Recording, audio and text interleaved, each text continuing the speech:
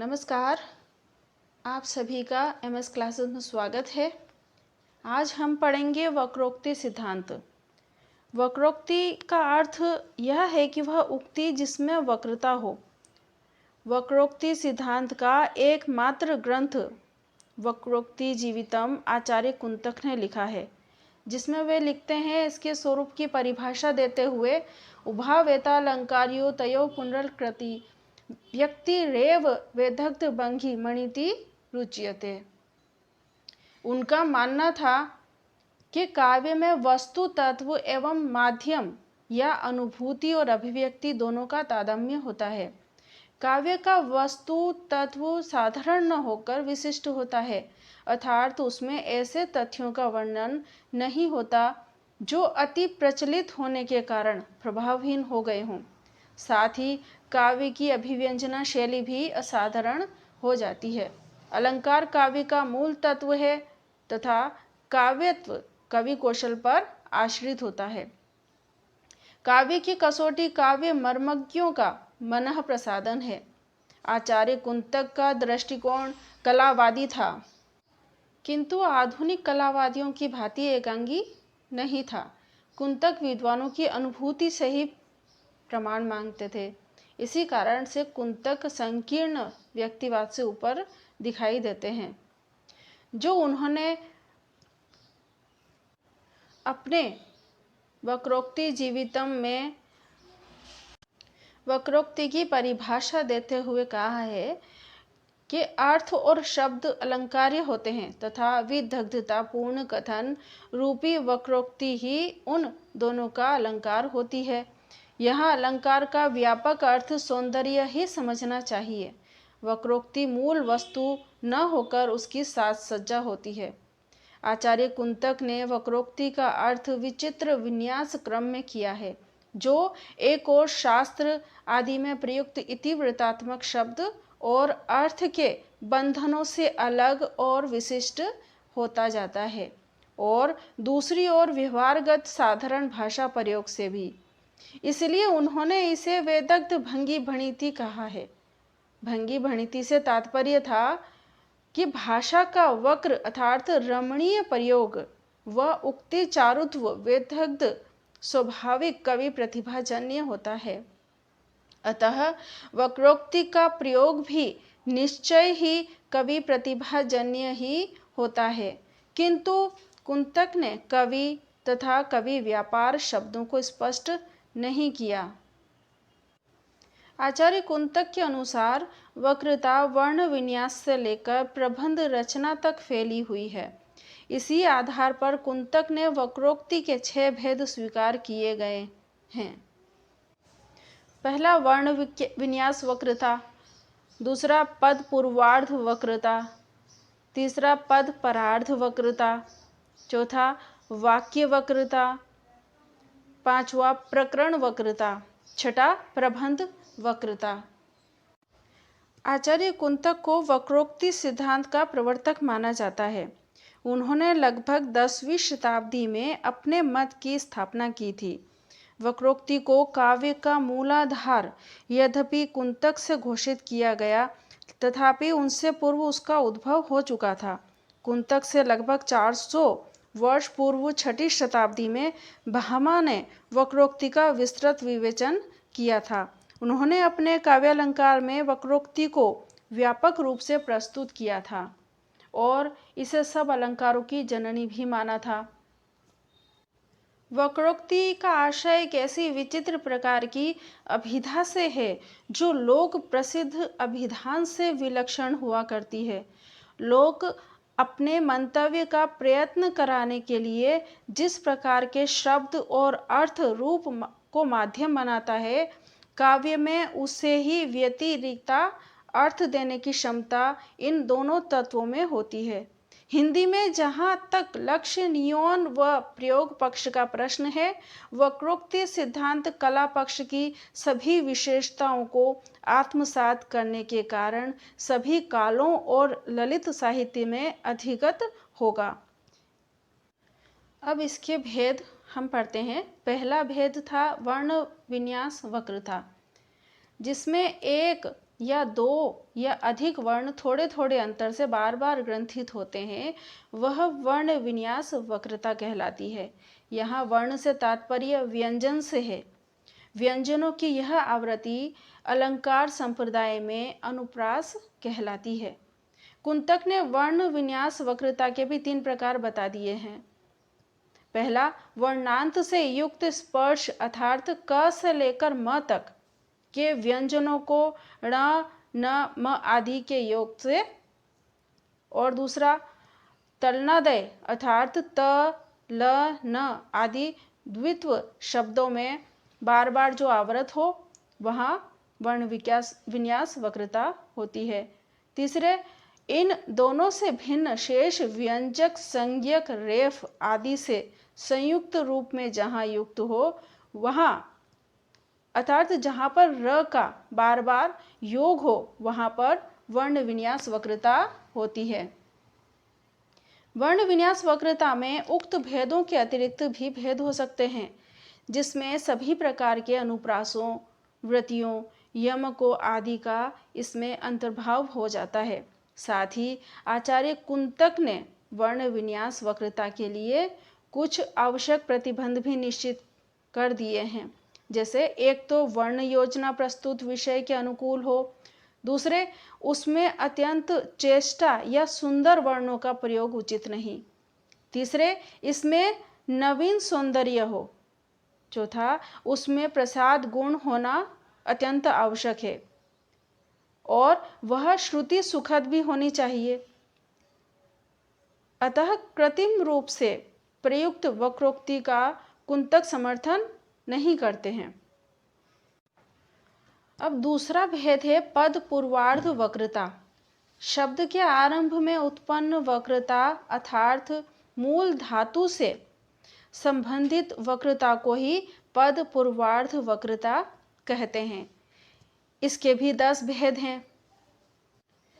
जैसे पहली रूढ़ि वैचित्र वक्रता, दूसरे पर्याय वक्रता, उपचार वक्रता, विशेषण वक्रता, समृद्धि वक्रता, वृत्ति वक्रता, लिंग वैचित्र वक्रता, क्रिया वैचित्र वक्रता और भाव वक्रता, अंत में प्रत्यय वक्रता। इन सभी के बारे में हम डिटेल में पढ़ते हैं।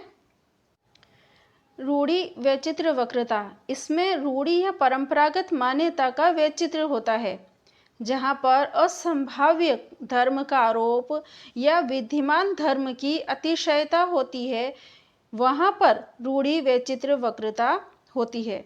इसमें रूढ़ि के द्वारा किसी शब्द में वैचित्र का समावेश होता है। जैसे धरणी सुता धीरज धरियो समय कुसमय विचारी। इसमें धरणी सुता में यह भाव रूढ़िगत है कि पृथ्वी सब कुछ सहन करने वाली है, तो उसकी पुत्री सीता भी अवश्य सहन कर सकती है। अतः धैर्य धारण करना उसके लिए क्या है, सहज। पर्याय वक्रता अर्थात एक ही अर्थ के द्योतक अनेक पर्यायवाची शब्द जहाँ होते हैं, किंतु कवि उनमें से किसी एक को चुनकर उक्ति में वक्रता या सौंदर्य उत्पन्न कर देता है, इसे ही पर्याय वक्रता कहते हैं। जैसे अबला जीवन हाय तुम्हारी यही कहानी, आंचल में है दूध और आँखों में पानी। इसमें अबला में पर्याय वक्रता है, क्योंकि अबला के पर्याय नारी, स्त्री, महिला आदि शब्द रख देने से उक्ति का सौंदर्य है नष्ट हो जाएगा। अगला उपचार वक्रता, जहाँ रूपक आदि अलंकार इसी के भीतर आते हैं, उपचार वक्रता का अर्थ होता है अत्यंत विभिन्न पदार्थों में अत्यंत सादृश्य के कारण उत्पन्न होने वाली समानता या एकता। जैसे मुख रूपी चंद्र, जहाँ भेद होते हुए भी उभेद का अनुभव हो, अर्थात अमूर्त पर मूर्त एवं अचेतन में चेतना का आरोप हो, वहाँ उपचार वक्रता होती है। जैसे उदाहरण के लिए, हे लाज भरे सौंदर्य बता दो, मौन बने रहते हो क्यों। यहाँ पर इसमें लाज भरे में उपचार वक्रता है। अगला विशेषण वक्रता, आचार्य कुंतक ने इस विशेषण वक्रता के बारे में इसकी परिभाषा देते हुए लिखा है कि विशेषणस्य महाभ्यात् क्रियायाः कारकस्य वा पत्रोल्लसति लावण्य या विशेषण वक्रता।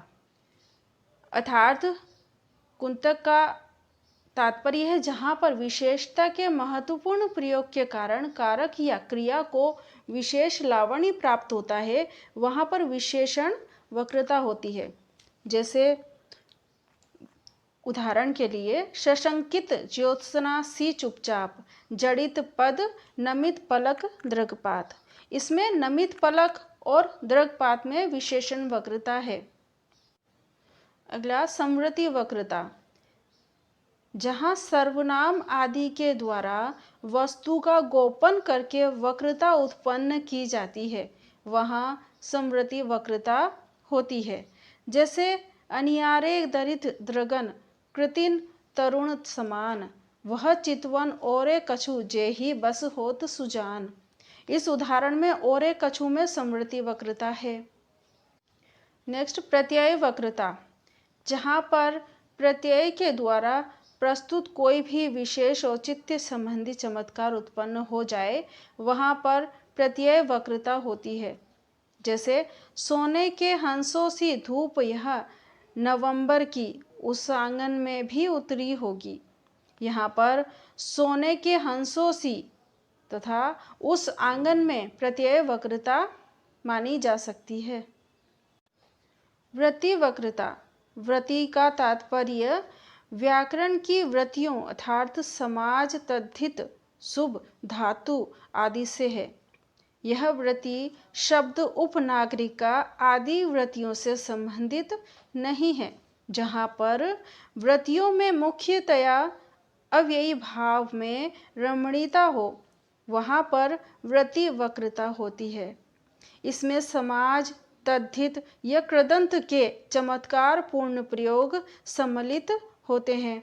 जैसे को घटिए वृषभानुजा वे हलदर के वीर, यहाँ पर वृषभानुजा में वृत्ति वक्रता है।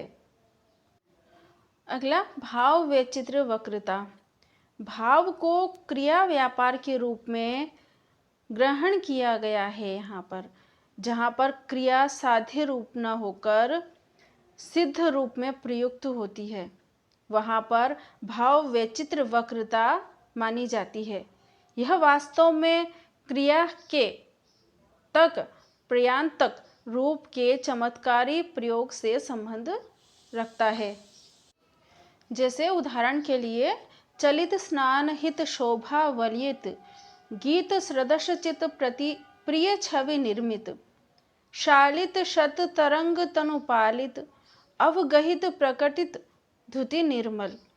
अब इस उदाहरण में चालित, वलित, निर्मित, शालित, प्रकटित में क्रिया साध्य रूप न होकर एक सिद्ध रूप में है, इसलिए यहाँ पर भाव वैचित्र्य वक्रता मानी जाएगी। अगला, लिंग वैचित्र्य वक्रता, यह वक्रता लिंग परिवर्तन के कारण उत्पन्न होती है। लिंग संबंधी चमत्कारों में औचित्य भी होना आवश्यक है। जैसे उदाहरण के लिए, कौन हो तुम वसंत के दूत, विरस पतझड़ में अति सुकुमार। यहाँ कामायनी की श्रद्धा के लिए दूत पुल्लिंग शब्द का प्रयोग कर लिंग वैचित्र्य वक्रता का प्रयोग किया गया है। और अगला, क्रिया वैचित्र्य वक्रता, यहाँ पर क्रिया के प्रयोग से चमत्कार उत्पन्न होता है, वहाँ पर क्रिया वैचित्र्य वक्रता होती है। जैसे सोह करे बोहनी हंसे देन कहे नटी जाए, यहाँ पर नटी जाए में क्रिया वैचित्र्य वक्रता है। वक्रोक्ति सिद्धांत का तीसरा भेद है पद परार्थ वक्रता, अर्थात इसका संबंध पद के उत्तरार्ध अंश या प्रत्यय आदि से है। यह वक्रोक्ति काल, कारक, संख्या, पुरुष, उपग्रह, प्रत्यय तथा पद वक्रता से प्रकट होती है। इनके भी अपने अनेक भेद हैं। इसके भेदों में है काल वैचित्र वक्रता, जहाँ पर औचित्य के अनुरूप काल का या काल के प्रयोग में चमत्कार दिखाई दे, वहाँ काल वक्रता होती है। जैसे जा थल कीन्हे विहार अनेकन, ता थल कांकरी बैठी चुनियो करे। जा रसना लो करी बहु बातन, ता रसना सो चरित्र गुन्हो करे। आलम जोन ते कुंजन में करी केली लहो, तब सील धुनियो करे।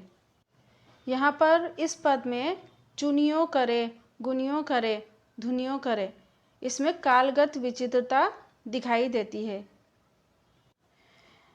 आगे कारक वक्रता, ये भी पद परार्थ वक्रता का दूसरा भेद है।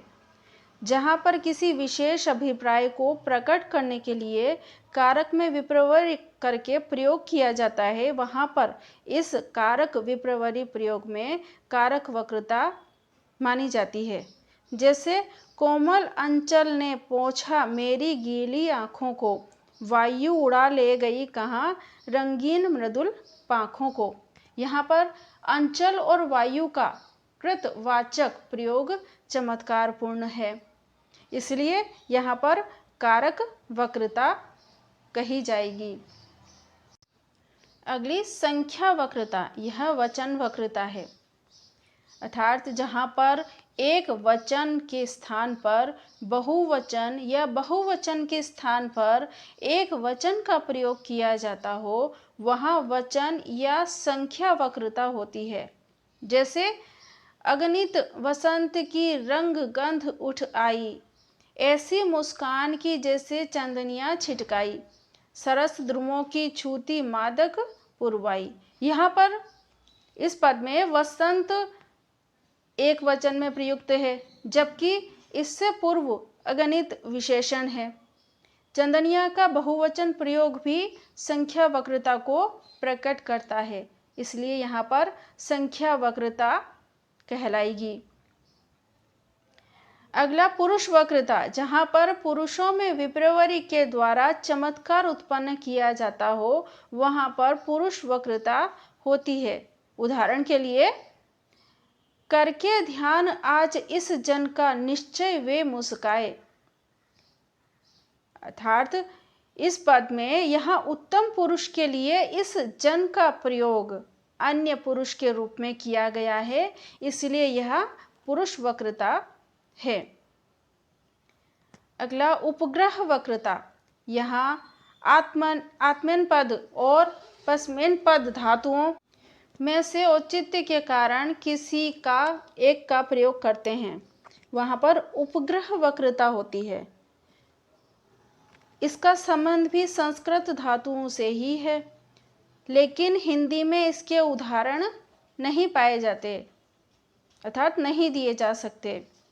अगली प्रत्यय वक्रता, जहाँ छोटे छोटे प्रत्ययों के प्रयोग में चमत्कार उत्पन्न हो, वहाँ पर प्रत्यय वक्रता होती है। एग्जाम्पल, प्रिय सो कहेऊ संदेशड़ा, हे भोरा हे काग। यहाँ पर संदेशड़ा शब्द में ड़ा प्रत्यय चमत्कारिक है, इसलिए यहाँ पर प्रत्यय वक्रता है। वक्रोक्ति का चौथा भेद है वाक्य वक्रता। इस वक्रता का आधार पूरा वाक्य होता है। वस्तु का उत्कर्ष युक्त स्वभाव से सुंदर रूप में केवल सुंदर शब्दों द्वारा वर्णन, अर्थात वस्तु की वक्रता कहलाती है। अर्थात जहाँ किसी वस्तु या विषय के स्वाभाविक रूप का ही ऐसा सहज वर्णन हो, जहाँ उसमें किसी भी प्रकार का अर्थ सौंदर्य उत्पन्न हो जाए, वहाँ पर वाक्य वक्रता होती है। इसके भी कई भेद हैं, परंतु दो भेद इसके प्रमुख माने जाते हैं।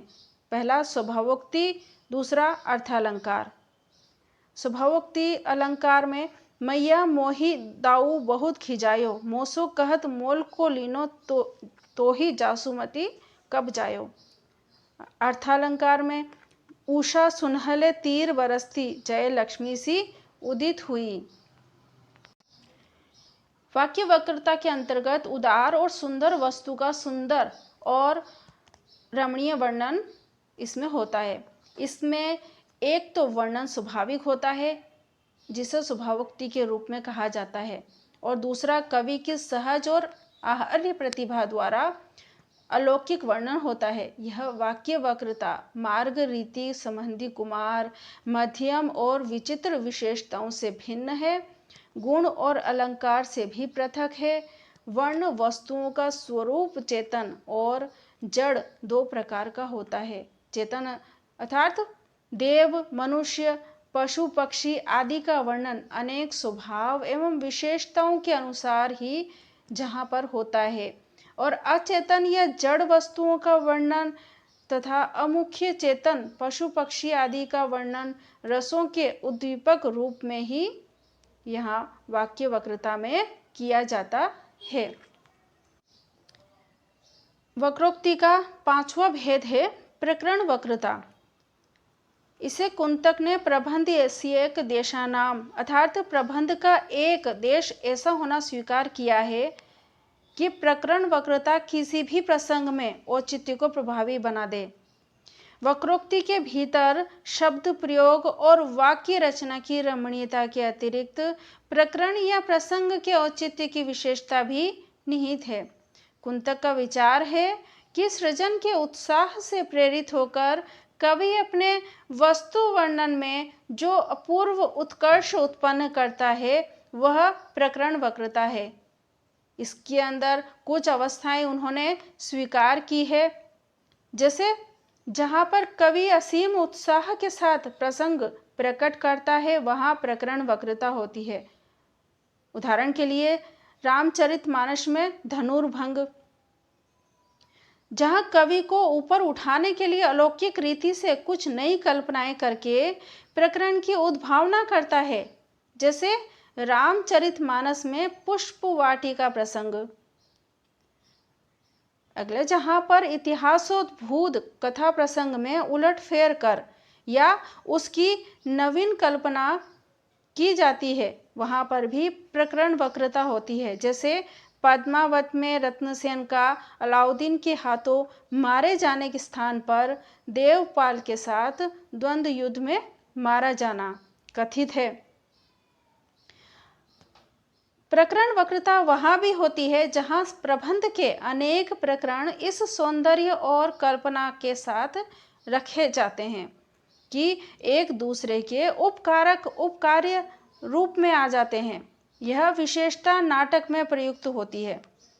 किसी सामान्य या छोटे प्रसंग की कवि रसमय बनाने के उद्देश्य से अधिक विस्तार के साथ वर्णन करता है वहाँ पर भी प्रकरण वक्रता होती है, जैसे सूरसागर का भ्रमर गीत प्रसंग। किसी प्रकरण के भीतर विशेष प्रकरण की जो कल्पना होती है वहां पर भी प्रकरण वक्रता होती है। वक्रोक्ति सिद्धांत का छठा भेद है प्रबंध वक्रता। प्रबंध वक्रता के क्षेत्र में समस्त प्रबंध काव्य महाकाव्य नाटक आदि का वस्तु कौशल आ जाता है। इसका आधार फलक सबसे अधिक व्यापक है और कुंतक ने इसके 6 भेदों का वर्णन भी किया है, जैसे पहला मूल रस में परिवर्तन, ऐतिहासिक या पौराणिक आख्यान को इस प्रकार प्रस्तुत करना कि जिससे मूल भाव और रस परिवर्तित हो जाए। जहाँ पर कवि की मौलिक प्रतिभा पुनरावृत्ति के प्रति असहिष्णु होकर मूल रस में परिवर्तन करना चाहती हो तो स्वभावतः उसे समस्त घटना विधान में ही आमूल परिवर्तन करना पड़ता है। इसी प्रकार एक नवीन प्रबंध कौशल की उद्भावना होती है। जैसे रामचरितमानस का मूल रस शांत है, परंतु रामचंद्रिका और साकेत का मूल रस क्रमशः वीर और श्रृंगार है। यहाँ पर प्रबंध वक्रता का ही कौशल है। दूसरे, नायक के चरित्र में संशोधन। इसमें कुंतक का मानना है कि कभी कभी चरित्र प्रधान काव्यों के संबंध में कवि यह अनुभव करता है कि समस्त कथा रसयुक्त नहीं है, अतः नायक के पूर्ण उत्कर्ष की स्थिति को चरम घटना मानकर वह अपने प्रबंध का नाटकीय ढंग से वही निर्वाह करता है। इसके दो लाभ होते हैं, एक तो शुष्क कथा का परिहार हो जाता है और दूसरे चरम उत्कर्ष पर पाठक या प्रेक्षक का ध्यान केंद्रित व स्थिर हो जाता है। जिस प्रकार प्रसाद जी के चंद्रगुप्त नाटक में यवनों के निष्कासन के पश्चात की घटनाओं को त्याग कर नायक के पूर्ण उत्कर्ष के अवसर पर ही नाटक का अंत कर दिया जाता है। नेक्स्ट, कथा की मध्य में ही अगली किसी अन्य कार्य द्वारा प्रधान कार्य की सिद्धि। जो कवि प्रतिभावान होते हैं वे कभी कभी अन्य घटना का उत्कर्ष करके कथा के स्वाभाविक विकास का विच्छेद कर देते हैं और बीच में ही अपने काव्य कौशल के द्वारा कार्य की सिद्धि कर देते हैं। अर्थात प्रधान कार्य की अनायास सिद्धि से प्रबंध विधान में अपूर्व चमत्कार आ जाता है। जैसे शिशुपाल वध में, महाकवि माघ में शिशुपाल वध की घटना को अत्यंत उत्कर्ष प्रदान कर कथा को जिस प्रकार कौशल के साथ प्रस्तुत किया है, यज्ञ के फल की सिद्धि नहीं वही हो जाती है। वास्तव में द्वितीय और तृतीय भेदों का चमत्कार उनकी आकस्मिकता और एकाग्रता में निहित है। ये गुण पाश्चात्य काव्य शास्त्र में नाटकीय गुण कहलाते हैं। आकस्मिकता से विस्मय की वृद्धि होती है, एकाग्रता से ध्यान केंद्रित होता है, उत्तरवर्ती घटनाओं का त्याग कल्पना को उत्तेजित करता है। ये तीनों गुण आकस्मिकता, एकाग्रता, उत्तरवर्ती घटनाओं का त्याग कथा के प्रति पाठक के अनुराग को वृद्धि करते हैं। अगला, नायक द्वारा अनेक फलों की प्राप्ति।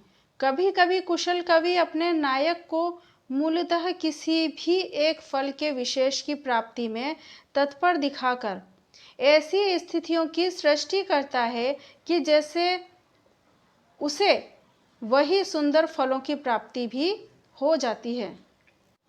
और इसी प्रकार रोचक स्थितियों की उद्भावना द्वारा नायक के उत्कर्ष की वृद्धि कर मर्मज्ञ कवि की प्रतिभा अपने प्रबंध विधान में एक अपूर्व चमत्कार उत्पन्न कर देती है। हिंदी में चित्रांगदा, हिडिंबा आदि में इसी प्रकार की वक्रता दिखाई देती है। प्रधान कथा का द्योतक नाम। इस वक्रता में विदग्ध कवि नामकरण में भी अपूर्व कौशल रस का परिचय देता है कि नाम के द्वारा ही कथा का मूल रहस्य प्रकट हो जाता है। जैसे अभिज्ञान शकुंतलम में की कथा का मूल चमत्कार अभिज्ञान मुद्रिका द्वारा शकुंतला के स्मरण पर निर्भर है।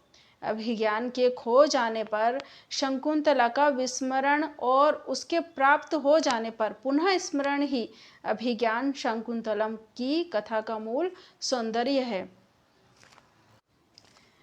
अगला, एक ही मूल कथा पर आश्रित प्रबंधों का वैचित्र वैविध्य। एक ही मूल कथा का आश्रय लेकर भी प्रबंध पटु कवि अपनी प्रतिभा का चमत्कार दिखा सकता है। वे एक दूसरे से सर्वथा विलक्षण काव्य नाटकादि का सृजन करने में सफल हो जाते हैं।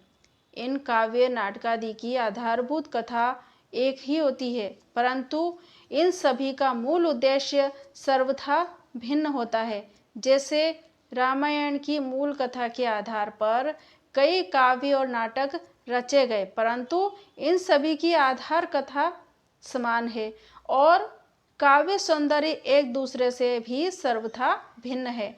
इसी प्रकार रामचरितमानस, रामचंद्रिका, रामचरित चिंतामणि, रामचंद्रोदय, साकेत आदि की मूल कथा एक होते हुए भी ध्वन्यर्थ तथा काव्य सौंदर्य इन सभी की सर्वथा भिन्न है। उपयुक्त वक्रोक्ति के भेदों के आधार पर स्पष्ट हो जाता है कि आचार्य कुंतक ने अपने वक्रोक्ति सिद्धांत को व्यापक आधार पर प्रतिष्ठित किया है, जिसके अंतर्गत काव्य के सभी तत्वों और अंग भी आ जाते हैं। परंतु आगे चलकर वक्रोक्ति एक शब्दालंकार मात्र रह गई, जिसके दो भेद माने गए, काकू वक्रोक्ति, दूसरा श्लेष वक्रोक्ति। यद्यपि कुंतक द्वारा प्रतिपादित वक्रोक्ति सिद्धांत वक्रोक्ति को काव्य की आत्मा के रूप में प्रतिष्ठित नहीं कर सका, तथापि यह साहित्य समीक्षा को बराबर प्रभावित भी करती रही। आधुनिक कालीन क्रोचे ने अभिव्यंजनावाद पंडित रामचंद्र शुक्ल के हल्के ढंग से लेते हुए कुंतक के वक्रोक्ति सिद्धांत का पाश्चात्य संस्करण कह दिया। आधुनिक काल में काव्यशास्त्र संबंधी जो भी परिचयात्मक ग्रंथ लिखे गए, उनमें भी प्राधान्य रुद्रट की वक्रोक्ति मानी गई। वक्रोक्ति सिद्धांत को आधुनिक शैली के आलोचकों ने सम्मान दिया। इनकी आलोचना में भारतीय तथा पाश्चात्य काव्य शास्त्रों के समन्वय की चेष्टा हमेशा रही। इस दिशा में आचार्य द्विवेदी और श्री पदम सिंह शर्मा का नाम मुख्य रूप से लिया जा सकता है। आचार्य द्विवेदी ने चमत्कारपूर्ण उक्ति का काव्य में महत्व अनेकशः उद्घोषित किया है। पदम सिंह शर्मा ने बिहारी की आलोचना में इस तत्व पर पर्याप्त प्रकाश डाला है। आचार्य शुक्ल के समय तक धुनिया लोक पठन पाठन में अधिक प्रचलित नहीं था, फिर भी आचार्य शुक्ल ने वक्रोक्ति और चमत्कार के मूल्यांकन पर विचार किया। यद्यपि रसवादी होने के कारण आचार्य ने वक्रोक्ति को गौण स्थान दिया, परंतु फिर भी उन्होंने काव्य में वक्रोक्ति की उपादेयता व वांछनीयता को स्वीकार किया। कुंतक ने वक्रोक्तिवाद को कवि व्यापार के समानाधिकरण में स्थापित करके कलावाद के अभ्युत्थान में महत्वपूर्ण योगदान दिया। इनके सिद्धांत के अंतर्गत वर्ण चमत्कार से लेकर प्रबंध चमत्कार पर्यंत काव्य के प्राय सभी तत्व सन्निविष्ट हो जाते हैं। इसी प्रकार जहाँ यह सिद्धांत वक्रोक्ति मूल शब्द के रूप में या तत्व के रूप में स्वीकार करता है, वहाँ काव्य शास्त्र में समस्त कलेवर को आवेष्टित कर लेता है। इस सिद्धांत में रस का विरोध नहीं किया गया, परंतु रस को वक्रोक्ति का प्राण रस माना गया है। कुंतक वक्रोक्ति को काव्य का जीवन मानते हैं और रस को उसका सहायक उपकरण मात्र स्वीकार करते हैं। रस वस्तुतः कुंतक के मत में स्वीकार्य होते हुए भी गौण माना गया है।